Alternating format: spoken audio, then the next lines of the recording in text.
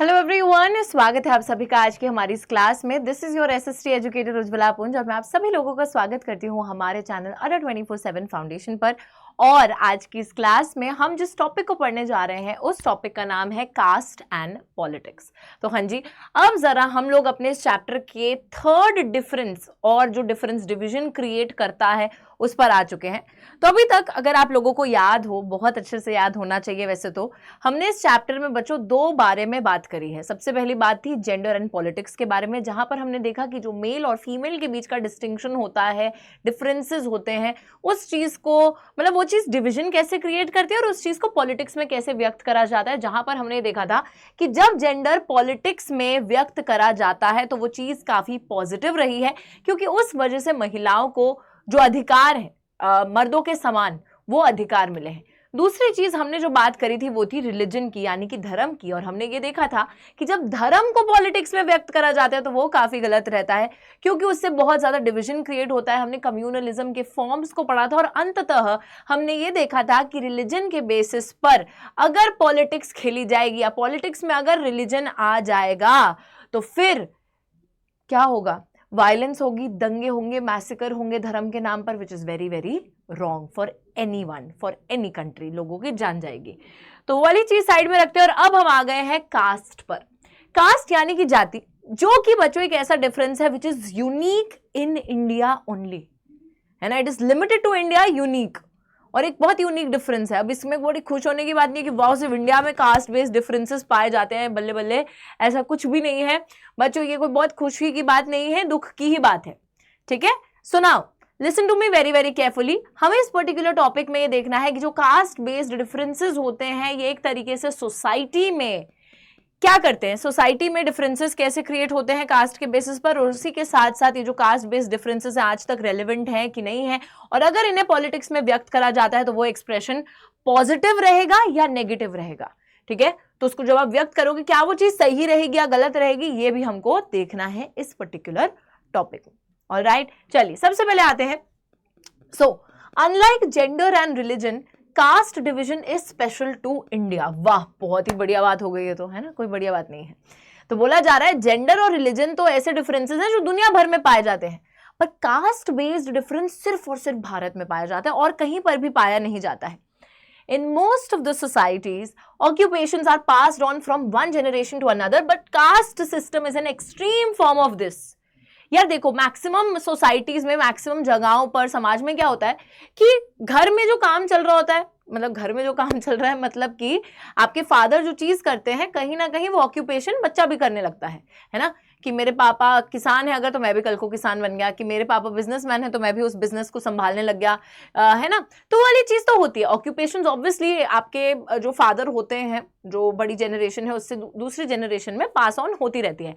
But caste system इस चीज का एक एक्सट्रीम फॉर्म है, जहां पर बच्चों क्या करा गया, सोसाइटी को अलग अलग कास्ट में डिवाइड कर दिया, ब्राह्मण, और वो भी एक हायरार्की में। हायरार्की मतलब एक ऊंची जाति, कुछ से नीचे जाति। तो ऐसे आपने हायरार्की में डिवाइड कर दिया। सबसे पहले तो ब्राह्मण, क्षत्रियाज, वैश्याज, शूद्राज, और ये तो चलो कास्ट सिस्टम में आते थे। कुछ ऐसे ग्रुप्स थे जिनको कास्ट सिस्टम में इंक्लूड भी नहीं करा गया, जिनको अनटचेबल्स बोलते थे, ठीक है बच्चों। उनको तो ये तक दर्जा नहीं दिया गया कि आपको हम कास्ट सिस्टम में शामिल तक कर रहे हैं। उनका जो टच था उसको बहुत इम्प्योर माना जाता था कि अगर अनटचेबल ने किसी चीज को छू दिया है तो वो चीज इम्प्योर हो गई है ना। लोग उनको जो ऊंची जाति के होते थे वो देखते भी नहीं थे उनकी तरफ, उनके टच को ऐसा मानते थे कि उनके टच से चीजें पल्यूट हो जाती हैं। जिन जगहों पे, जिन मंदिरों पे, जिन कुओं से जाके जो ऊंची जाति के लोग हैं अगर वो पानी वानी भरते थे तो वहां पे इन जातियों को आने भी नहीं देते थे, अलाउ भी नहीं करते थे, मंदिर में नहीं घुसने देते थे, पब्लिक जो भी चीजें होती है उनको यूज नहीं करने देते थे। So it was a very very extreme system, जहां पे कहीं ना कहीं जाति के बेसिस पे बहुत गलत भेदभाव हुआ करता था। ऑक्यूपेशन वाला एक्सट्रीम फॉर्म इसमें ले लिया था कि ब्राह्मण है तो ब्राह्मण के परिवार में जो पैदा हुआ वो ब्राह्मण ही बन सकता है, कुछ और नहीं बन सकता। काफी रिजिड सिस्टम था, ठीक है। So this was the caste system, these were the caste based differences जो बहुत पहले से चालू हो गए थे। In this system hereditary occupation division was sanctioned by rituals. तो आपको रिचुअल्स परफॉर्म करने, मतलब अगर क्षत्रिय परिवार में आप पैदा हो गए तो आपको लड़ाई ही लड़नी पड़ेगी, है ना, आपको वॉरियर ही बनना पड़ेगा। ब्राह्मण खानदान में पैदा हो गए तो ब्राह्मण ही बनना पड़ेगा, ठीक है। तो it was a very very extreme form, rituals practice करने पड़ते थे, ऑल ऑफ दीज थिंग्स हम सबको पता है कास्ट सिस्टम के बारे में, ओके।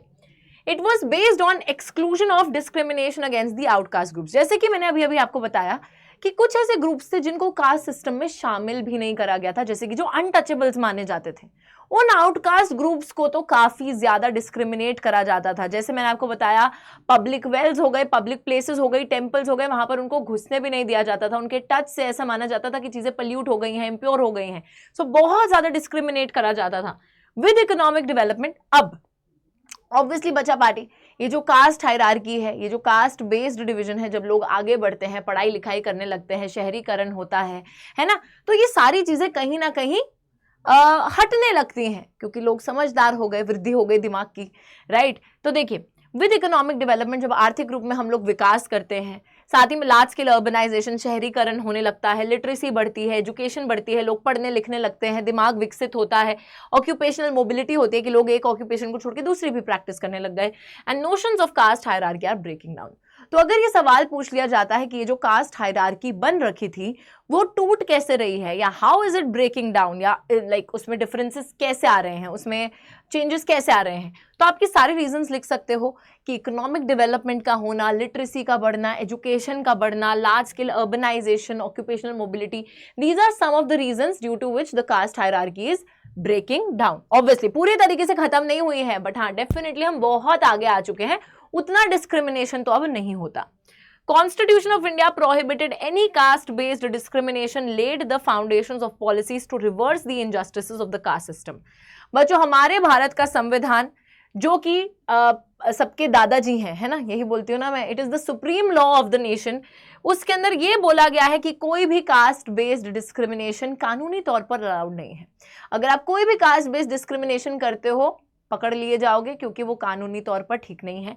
तो प्रोहिबिट करा गया किसी भी कास्ट बेस्ड डिस्क्रिमिनेशन को, और साथ ही में बच्चों ऐसी पॉलिसीज लाई गई जिससे कि जो इनजस्टिसेस हमारी निचले कास्ट को हुई थी, है ना, उन सारी कास्ट बेस्ड ग्रुप्स को हुई थी, जो भी इनजस्टिस का क्या मतलब होता है कि अन्याय जो उनके साथ हुआ था, उन सारी चीजों को रिवर्स करा जा सके। मतलब उस अन्याय की जगह पर उनको और थोड़ी फैसिलिटीज दी जाए ताकि आप वो सारी चीजें मिटा सको। जो पास्ट में हो गया ठीक है, अब नहीं होगा, अब हम जितनी हमसे भूल हो गई उसको रिवर्स करने की कोशिश कर रहे हैं, उसको ठीक करने की कोशिश कर रहे हैं।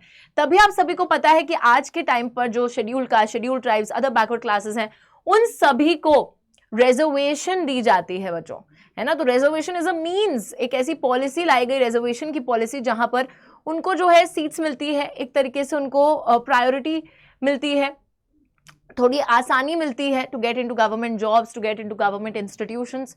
ऐसा इसलिए करा गया है क्योंकि उन्होंने पास्ट में बहुत कुछ झेला है, तो उनको एक इक्वल ग्राउंड पे लाने के लिए, बाकी लोग यहाँ थे ना, वो पीछे रह गए, तो उन्हें इक्वल ग्राउंड पे लाने के लिए all these facilities are provided to them. ऐसा नहीं कि उनको ये फैसिलिटीज प्रोवाइड करके हम उनको और आगे भेज रहे हैं, नहीं, क्योंकि वो पीछे रह गए हैं, उनको बाकी सबके साथ कंधे से कंधा मिलाने के लिए, एक इक्वल ग्राउंड क्रिएट करने के लिए they are being given such facilities, they are being favoured, if you might say सो।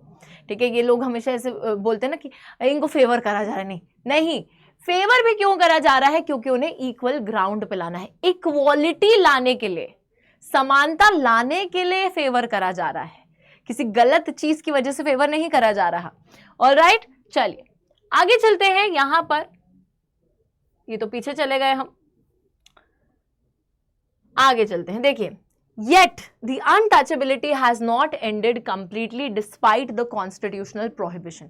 हमारा संविधान ना पूरे तरीके से उसको प्रोहिबिट करता है, पूरे तरीके से उसको रोकता है, लेकिन फिर भी जो अनटचेबिलिटी है वो आज भी खत्म नहीं हुई है ना। तो आप कुछ लोगों को अछूत मानते थे, वो चीज आज भी खत्म नहीं हुई है। मतलब कि बच्चों, ऑब्वियसली हम लोग ये शहरों में नहीं देखते हैं, हमारे आसपास हमको ये देखने को नहीं मिलता है, नहीं हम लोग इन चीजों में इंडल्ज करते हैं अपने आप को, लेकिन आज भी कुछ ऐसे हिस्से हैं बहुत पिछड़े हुए जहां पर ये चीजें अभी भी चलती हैं। Caste continues to be closely linked to the economic status. लोगों के जो इकोनॉमिक स्टेटस है कि कितना पैसा नहीं, उससे भी काफी ज्यादा लिंक्ड है कास्ट। तो देखो, इस तरीके से एक डिविजन होता था। ऐसा माना जाता था कि जो ब्रह्मा जी हैं उनसे कास्ट ओरिजिनेट हुई है, कि उनका जो ये मस्तक है यहाँ से ब्राह्मण्स बने हैं, क्षत्रिय से हाथ से, वैश्य जो है से थाई से, शूद्र पैर, तो वही हायरार्की आपने यहाँ पे सेट कर दी। और देखिए, ब्राह्मण्स जो है वो प्रीस्ट और टीचर बनते थे, मतलब that was the occupation that they had to practice, उसके अलावा कुछ नहीं। क्षत्रिय वॉरियर्स और रूलर्स हैं, वैश्यस जो है वो फार्मर्स, ट्रेडर्स, मर्चेंट्स, और शूद्रस जो है वो लेबरर्स। दलित्स और आउटकास्ट को कास्ट सिस्टम में भी जगह नहीं दी गई। ये जो आउटकास्ट ग्रुप्स थे, ये street sweepers, latrine cleaners, toilet cleaner होते थे, मतलब जो झाड़ू मारेंगे सड़कों पर। तो सबसे जो मतलब मानी जाती है ना, जो सबसे ऐसी ऑक्यूपेशन है जिसको सबसे नीच माना गया है, मतलब वो प्रैक्टिस करेंगे। ठीक है, तो इस तरीके से बच्चों एक कास्ट बेस्ड डिवीजन, एक कास्ट बेस्ड हायरार्की को क्रिएट करा गया था। अब हम अगली क्लास में, हमने यहाँ कास्ट के बारे में तो पढ़ लिया है और ऑब्वियसली हमें अच्छा नहीं लग रहा है अभी तक पढ़कर, लेकिन बच्चों अब हम देखेंगे कास्ट इन पॉलिटिक्स। राजनीति में जब जाति को लाया जाता है तो क्या होता है, ये हम अगले सेशन में समझेंगे। तब तक के लिए take care and bye bye.